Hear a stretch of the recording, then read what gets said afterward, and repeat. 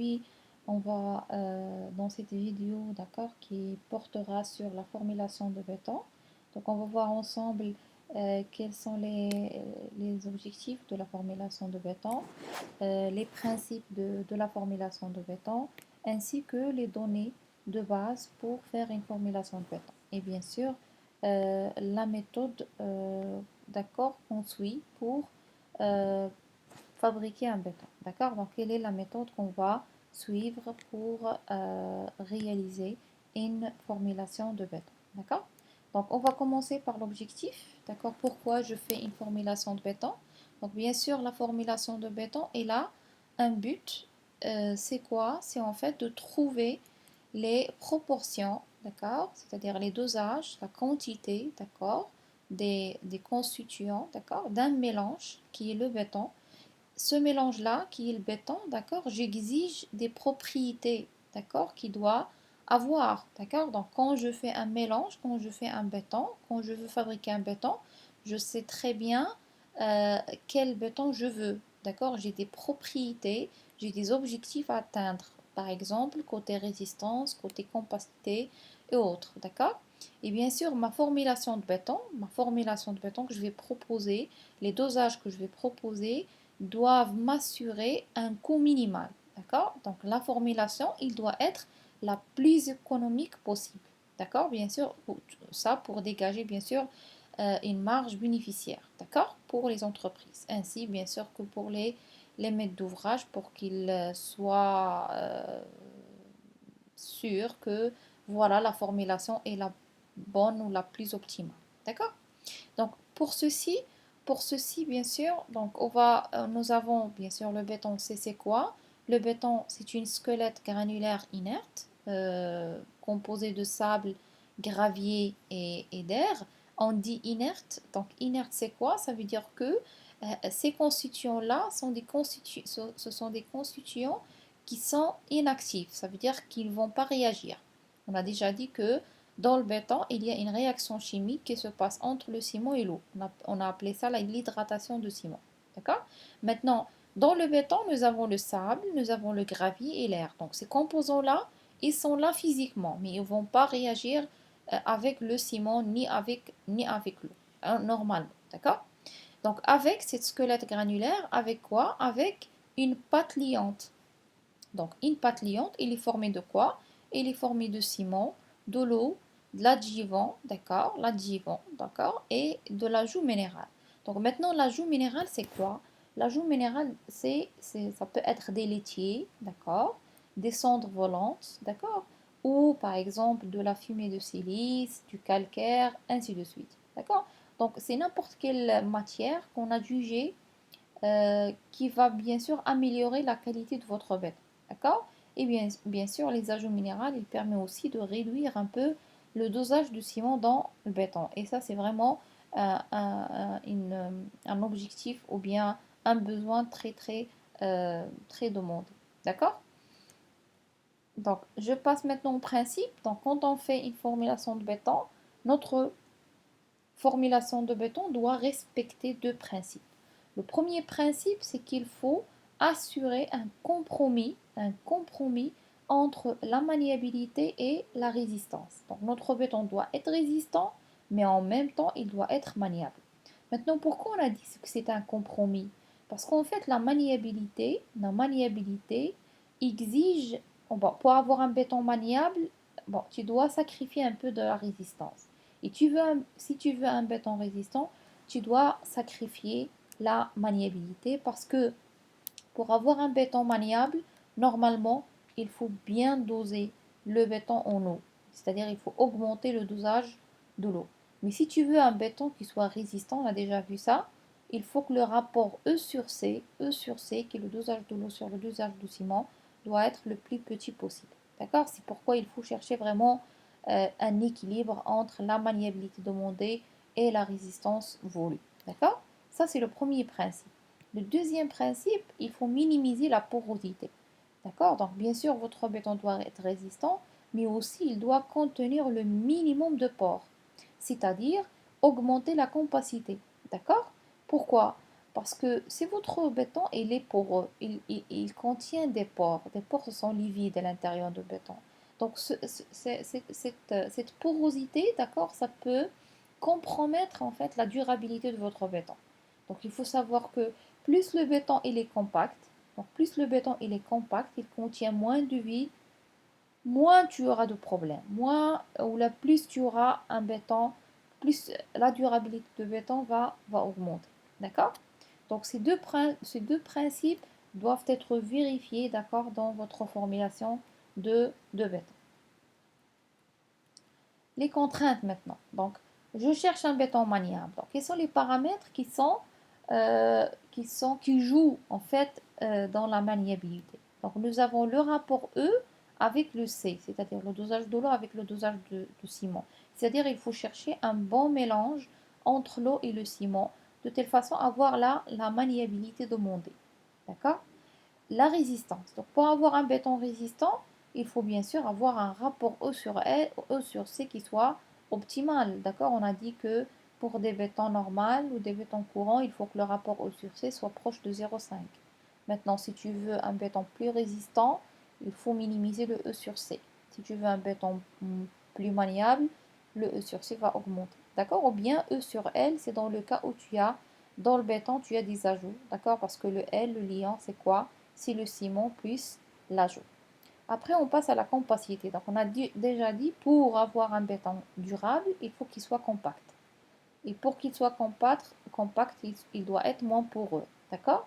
Maintenant, pour assurer la compacité d'un béton, qu'est-ce qu'il faut faire?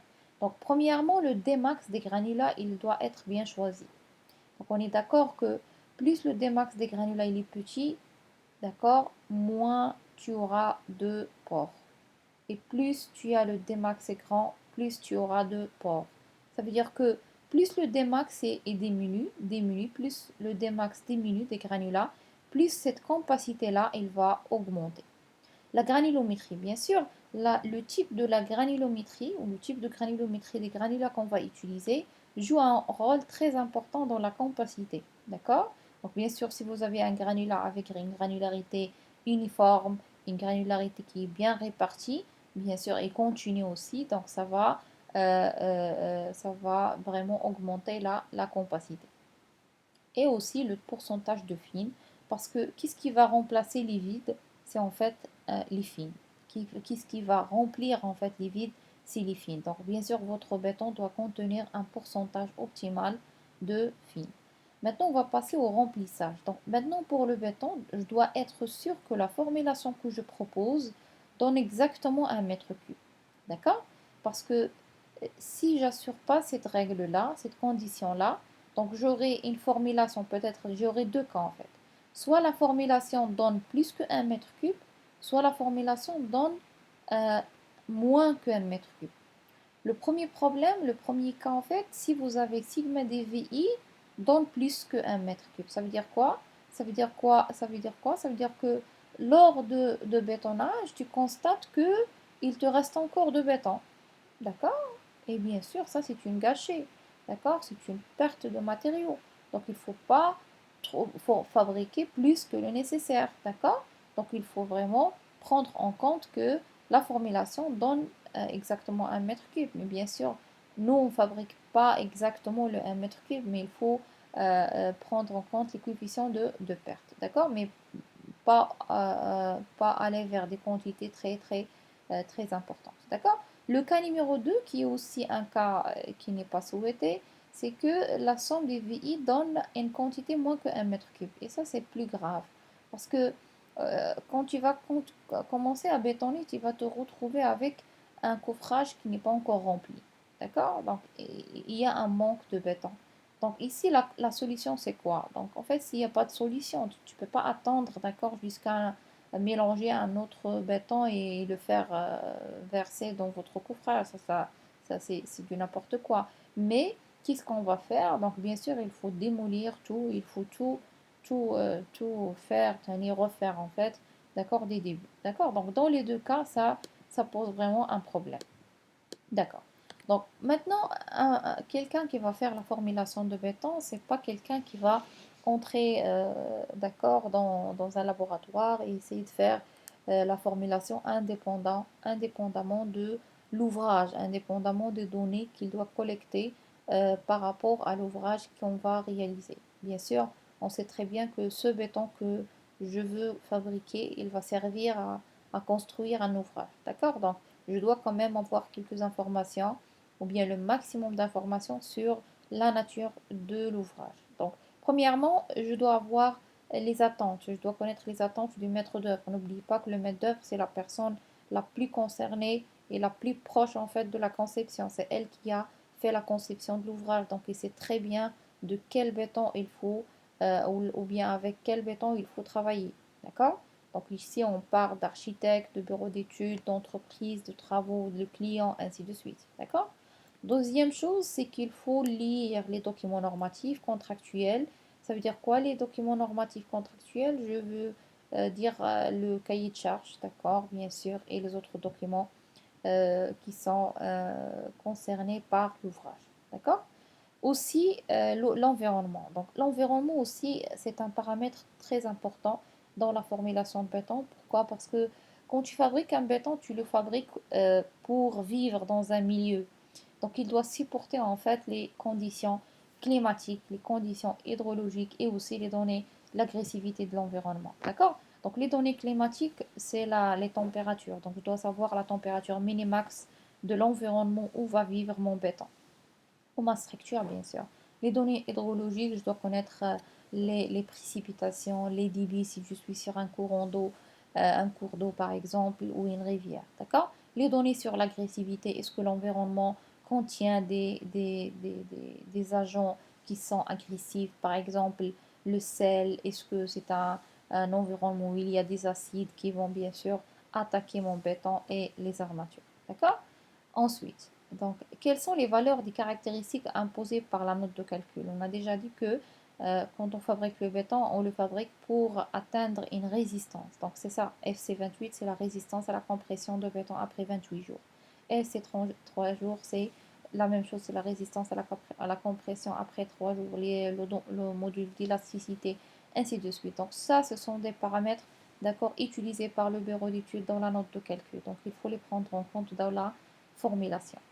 Et bien sûr, dernièrement, c'est quelles sont les méthodes constructives. Ça, c'est un paramètre lié en fait à l'entreprise d'exécution. Donc, je dois savoir ce béton-là, il sera coffré avec quel type de coffrage. Est-ce que c'est un coffrage en bois? Est-ce que c'est un coffrage métallique? Les méthodes de bétonnage. Est-ce que je vais faire un béton, un BPE par exemple, un béton prêt à l'emploi? Ou est-ce que je vais faire du béton sur chantier? Est-ce que je vais faire la préfabrication? Ainsi de suite. D'accord? Donc, les moyens de production, bien sûr, je dois connaître quels sont les moyens de production qui sont disponibles sur chantier et aussi les moyens de manutention. Est-ce que j'ai une grue ou bien j'ai par exemple la pompe, d'accord? Donc, je vais pomper le béton, ainsi de suite. Donc, ces moyens-là, ces engins-là, ces paramètres-là vont conditionner bien sûr la nature de ou bien le type de béton que je vais fabriquer. Donc on passe. On a déjà vu ça. Donc le béton, c'est quoi? C'est un mélange de granulats de ciment et de l'air avec les proportions déjà citées. Donc ce qui est important, c'est que les méthodes analytiques, d'accord, c'est-à-dire les méthodes développées, d'accord, analytiquement, d'accord, bien sûr, ne permet pas de donner la composition exacte des bétons ordinaires, mais il s'approche en fait de la composition réelle. C'est-à-dire que toujours on a besoin de faire des gâchets expérimentaux, il faut toujours faire des essais au laboratoire en fabriquant des petites quantités de béton pour tester la composition théorique. D'accord? Et on fait toujours des ajustements, d'accord, de la formulation en fonction des résultats de cette composition. D'accord?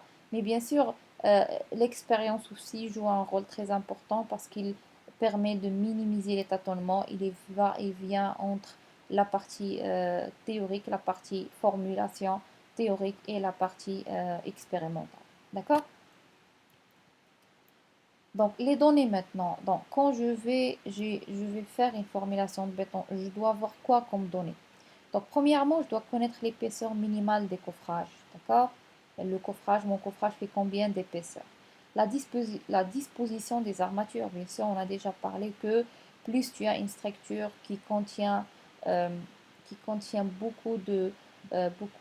d'armature, où il est dense, d'accord, en ferraillage, plus le béton doit être maniable et vice-versa, bien sûr.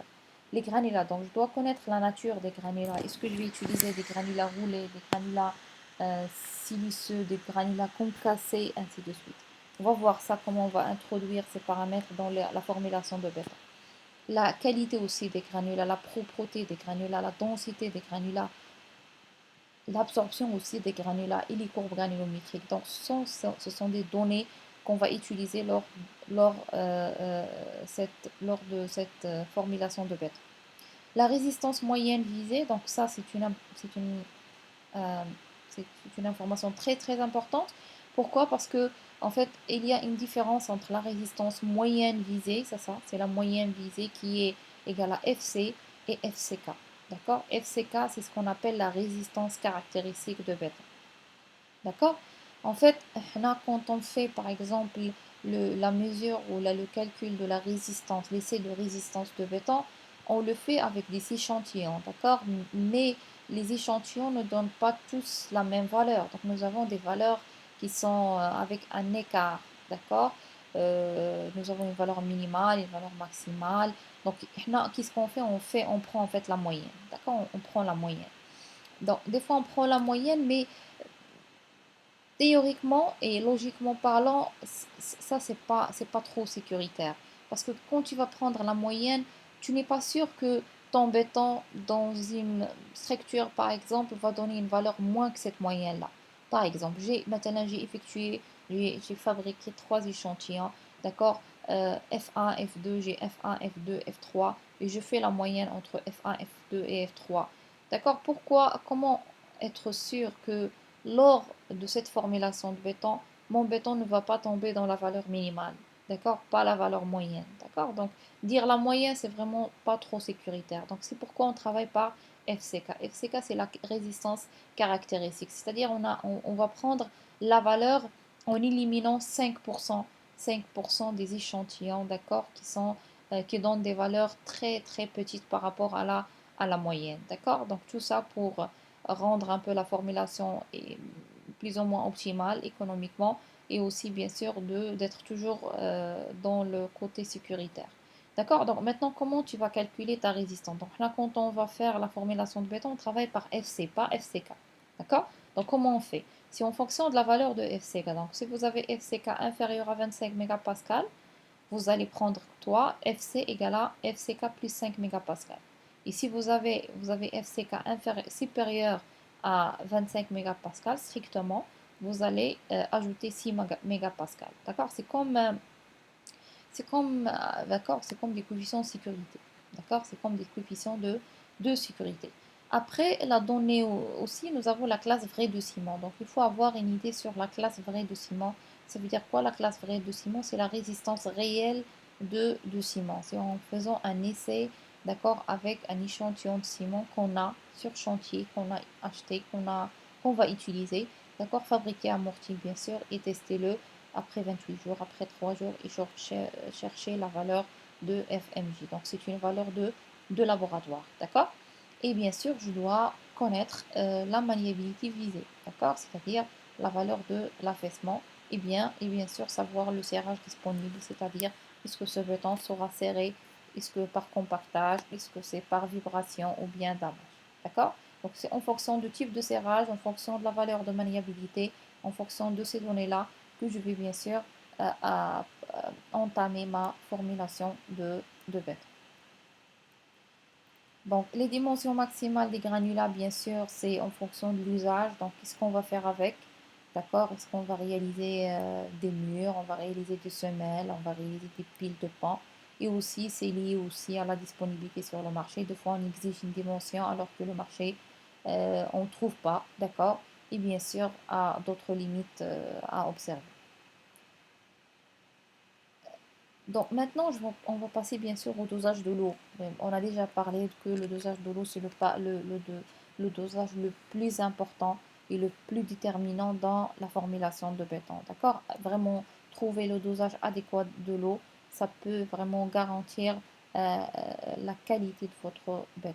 D'accord? Donc, avant de faire comment on va faire pour calculer le dosage de l'eau, donc on va expliquer c'est quoi l'eau efficace. Donc, l'eau efficace, c'est quoi? L'eau efficace, c'est l'eau qui existe réellement dans le béton. D'accord? Donc, acceptons que dans le béton, dans une formulation de béton, il n'y a pas que la quantité d'eau que tu mets toi. D'accord? Tu ajoutes. Non, manuellement. Mais il y a une quantité d'eau cachée. Cachée.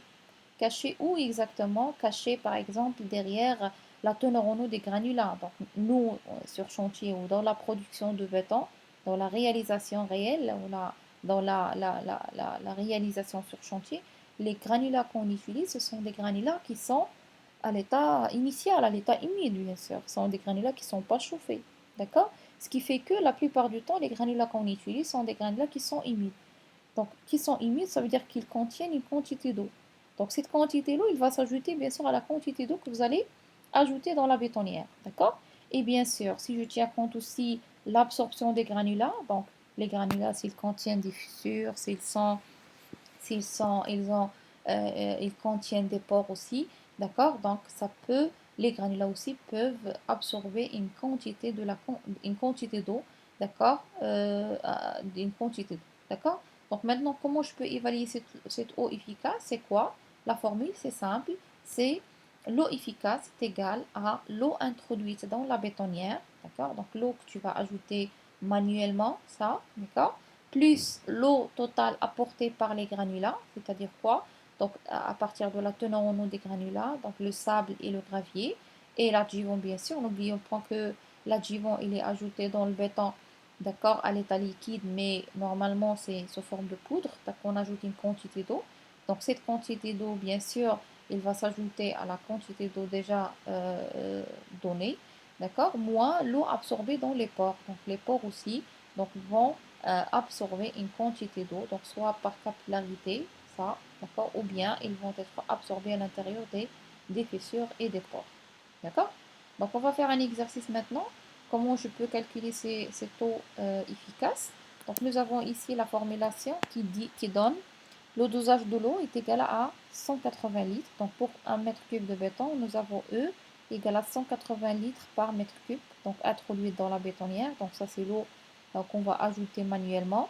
Donc, ici, vous avez le dosage de sable et de gravier. Donc, nous avons une quantité de sable 720 kg.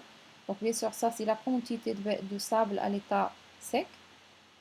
Mais bien sûr, sur chantier, nous avons le sable qui comporte 6% de teneur en eau, avec un taux d'absorption égal à 1,2%. Les graviers aussi, c'est 1100, d'accord? C'est toujours la masse sèche. Mais sur chantier, nous avons les données de la teneur en eau et de l'absorption, d'accord?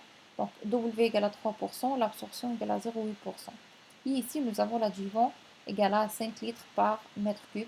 Donc, l'extrait sec massique égal à 40% et la densité égale à 1,22.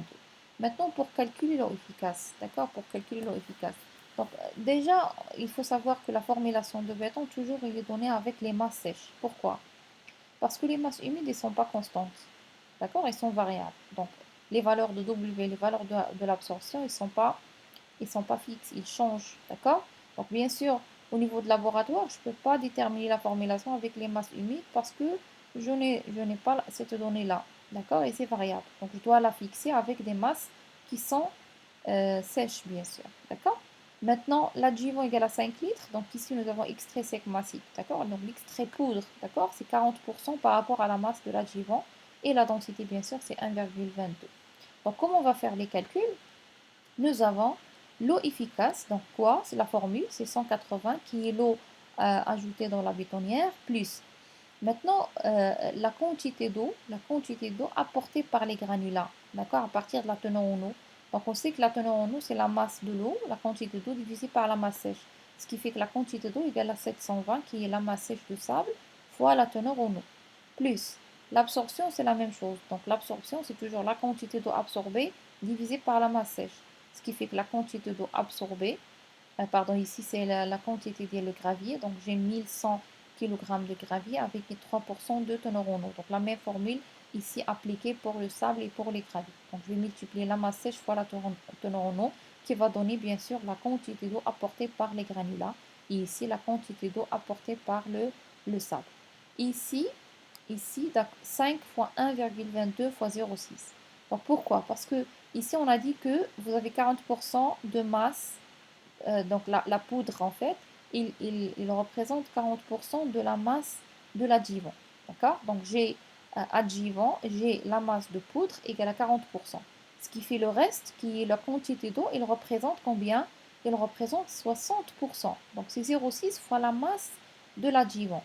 Maintenant ici, je n'ai pas la masse de l'adjuvant, j'ai le volume. Donc l'adjuvant égale à 5 litres, ça c'est un volume. Donc pour sortir la masse, je vais quoi faire? Je vais multiplier par la densité. Donc 5 fois 1,22, ça donne la masse de l'adjuvant. Donc 60% de cette masse, c'est effectivement le pourcentage ou la quantité de l'eau. Moins bien sûr la quantité d'eau absorbée dans le sable et dans les graviers. Donc comment on va faire? La même chose. Donc on va multiplier la masse sèche de sable fois le pourcentage de l'absorption, c'est la valeur de l'absorption, moins aussi les graviers fois le taux de l'absorption. Ça donne 242 litres. Donc normalement, si on va respecter cette formulation de béton, d'accord, donc si on garde les 180 litres ici, avec les teneurs en eau ici, les absorptions, le taux d'absorption ici, et avec les données sur l'adjuvant ici, on va avoir une quantité d'eau dans le béton égale à 240. Donc normalement, le béton doit contenir juste 180, alors que si on ne fait pas attention, d'accord, on ne prend pas ça en considération, on va se retrouver avec 242 litres. Ça fait combien de différence? Donc ça fait plus 62 litres de plus d'eau. Et on a déjà parlé de ça, on a dit que vraiment c'est beaucoup, beaucoup d'eau. On a dit plus 10 litres d'eau, ça va générer moins 6% de la résistance. D'accord? Donc ici, bien sûr, on aura des chutes de résistance. Donc si tu vas faire ça, bien sûr, tu vas avoir un béton avec une résistance très, très petite par rapport à ce qu'on demande. Et bien sûr, la porosité va augmenter. D'accord? Donc, qu'est-ce qu'il faut faire, bien sûr? Ici, bien sûr, il faut retrancher, donc il faut retrancher les 62. Donc pour respecter cette formulation, donc il ne faut pas mettre 180 dans ce cas, il faut soustraire les 62 litres. Donc on va mettre normalement, on va corriger, ajuster le dosage de l'eau, le gâchage, d'accord? Comment on va faire? On va prendre l'eau ici, 180, on ne va pas mettre 180, on va mettre 180 moins 62 litres, d'accord? Et qui est normalement, qui vient bien sûr de la teneur en eau, de l'eau apportée par l'adjuvant, ainsi de suite. D'accord? Donc, bien sûr, quand on va mettre 180 moins 62, ça donne à peu près 114, c'est ça? Donc, 114, oui, bon, non, pas 114, mais c'est donc 8, 8, non, d'accord, donc ça donne à peu près euh, 18, c'est ça, donc 118. Donc on va mettre 118 litres, 118 litres par mètre cube, mais une fois tu vas mettre 118 litres, d'accord, là tu vas te retrouver avec 180 à la fin, d'accord? Donc ça donne la même chose, ça donne la même chose, d'accord? Euh, ok, donc maintenant on va passer à la question suivante. La question suivante c'est quoi? C'est comment je peux déterminer en fait le dosage de l'eau. Le dosage initial, comment on peut le déterminer? D'accord? Donc nous avons une procédure, c'est la formulation de Drogoris, d'accord? C'est la méthode de Dreux. Donc on va voir ensemble comment. Donc le dosage de l'eau, donc nous avons ici le dosage de l'eau, donc comment on peut procéder. Donc comment on fait? Bon, déjà nous avons un cas de référence, d'accord? Donc on a essayé d'établir des courbes ou bien des abacs, d'accord? Pour un béton, pour un béton déjà de référence. Donc on a pris un cas de béton simple et on a essayé de trouver quel est le dosage de l'eau, quel est le dosage de l'air approprié pour ce béton. Donc les conditions qu'on a prises, c'est ça. C'est qu'on va fabriquer un béton qui est non adjuvanté, donc il n'y a pas d'adjuvant. Les granulats, ils sont roulés, d'accord? Donc de type roulé, alluvionnaire. Le Dmax des granulats égale à 20 mm. Et ce béton, il est supposé bien doser en fine, d'accord? Bien sûr, pour assurer la compacité et une courbe granulométrique qui est optimisée. La température ambiante, elle est proche de 20. Donc, avec ces données-là, un béton non adiuvanté, granulat roulé, Dmax égale à 20, et aussi la température égale à 20, vous avez le tableau suivant. D'accord? Donc, c'est en fonction de la consistance demandée. Est-ce que tu veux un béton ferme, plastique ou très plastique? Donc, ça, c'est la valeur de l'affaissement en fonction de la consistance. Bien sûr, c'est l'essai qu'on fait pour déterminer l'affaissement et pour savoir on est dans quel type de consistance. Donc, si vous avez une valeur de 0 à 4 cm, normalement, c'est un béton ferme. Entre 5 à 9, c'est un béton plastique. Entre 10 à 15, c'est un béton très plastique. Et supérieur à 15, ça donne un béton liquide.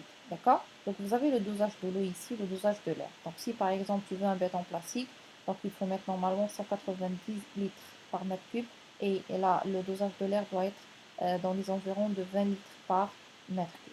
D'accord? Donc, maintenant, mon béton ne répond pas à ces conditions-là. Mon béton, je ne vais pas utiliser des granulats roulés, je vais utiliser des granulats concavés. Le Dmax des granulats, il est différent de 20, d'accord, supérieur ou inférieur. La température ambiante, il est supérieure à 20 ou inférieure à 20. Donc, qu'est-ce qu'on va faire? Donc, la méthode, c'est simple. C'est juste, on va faire des corrections sur le dosage initial. Donc, vous avez le dosage initial, ça, c'est une valeur initiale, d'accord? Et vous allez corriger ce dosage en fonction des changements de ces paramètres-là. D'accord? Donc, on va voir.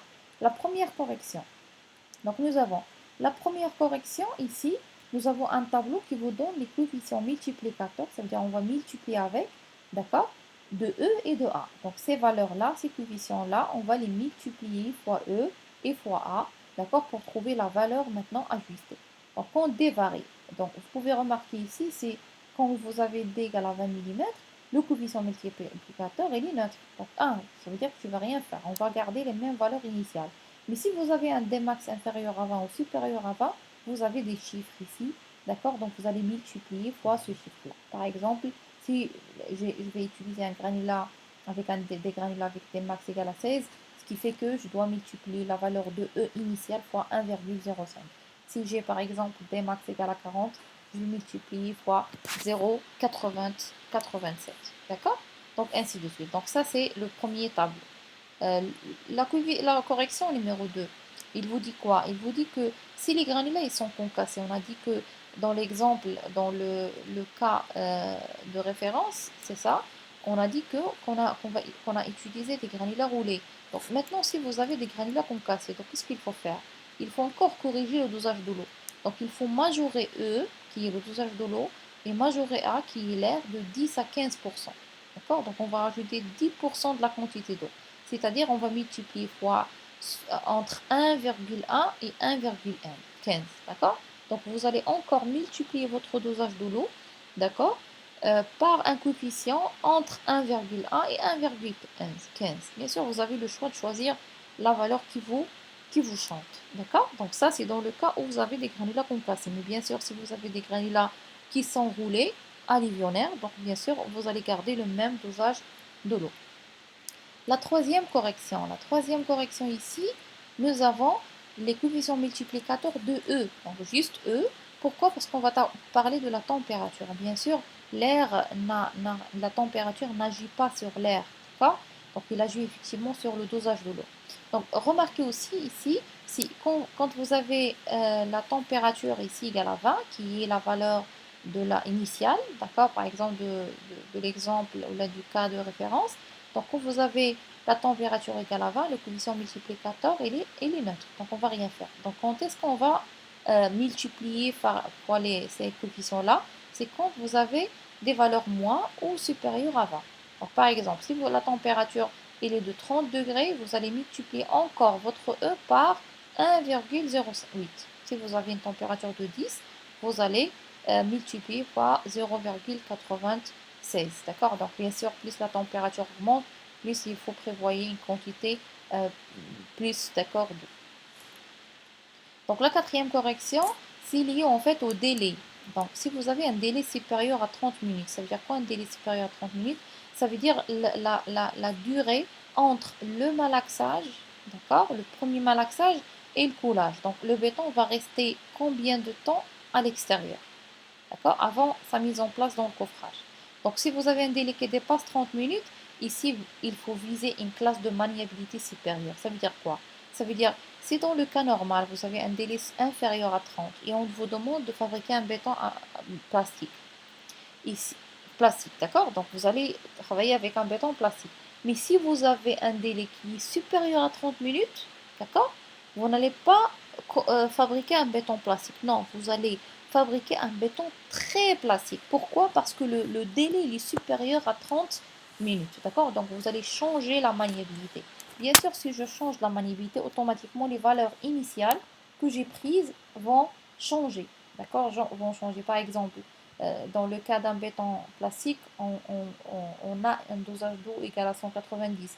Mais si vous voulez un béton très plastique, bien sûr, il faut aller vers 210 litres par mètre cube. Donc ça, c'est la quatrième correction. Bien sûr, si je prends ça en considération, normalement, le premier paramètre que je dois que je dois voir, c'est le délai. La première chose que je dois voir dans les données, est-ce que le délai c'est inférieur ou supérieur à 30 pour fixer en fait la maniabilité et par la suite fixer en fait le dosage de l'eau et le dosage de l'air. Donc ici la cinquième correction, bien sûr nous avons les adjuvants. On a dit que pour le cas de référence, on n'a pas d'adjuvants, mais bien sûr des fois on a des adjuvants, pas des fois, mais le cas fréquent c'est que votre béton il est adjuvanté. Donc maintenant quel est l'adjuvant qui agit sur le dosage de l'eau? C'est bien sûr les réducteurs d'eau, les plastifiants, ou bien les superplastifiants. On a déjà expliqué que le réducteur d'eau, un plastifiant réducteur d'eau, il a comme rôle soit d'améliorer la maniabilité sans modifier la teneur en eau, ou bien de réduire le dosage de l'eau sans modifier la maniabilité. D'accord? Donc quand votre adjuvant va jouer le rôle de réducteur d'eau, donc vous allez